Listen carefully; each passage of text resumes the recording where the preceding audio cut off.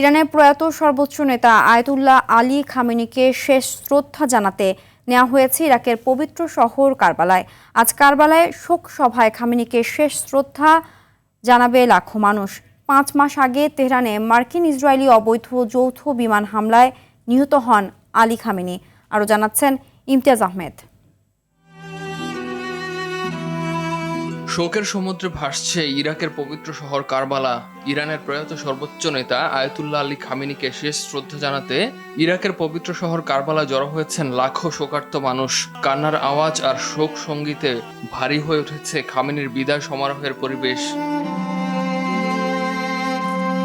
ইরাকের লাখো শিয়া মুসলমানের কাছে আয়াতুল্লাহ খামেনি ধর্মীয় নেতা হিসেবে ছিলেন অনুকরণীয়।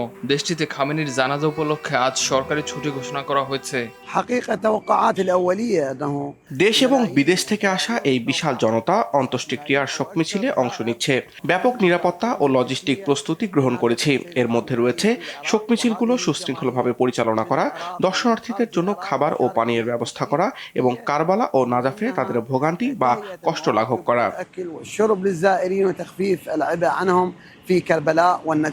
কারবালায় শেষ শ্রদ্ধা শেষে আগামীকাল খামেনির মরদেহ নেওয়া হবে ইরানের পবিত্র শহর মাশহাদে। সেখানে রাষ্ট্রীয় মর্যাদায় চিরনিদ্রায় শায়িত করা হবে তাকে।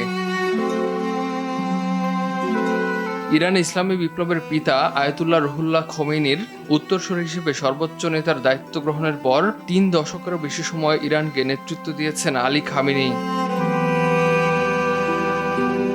গত 5 মাস আগে ইরান যুদ্ধের শুরুতে তেহরানে নিজ বাসভবনে যুক্তরাষ্ট্র ইসরায়েলের যৌথ বিমান হামলায় নিহত হন খামেনি।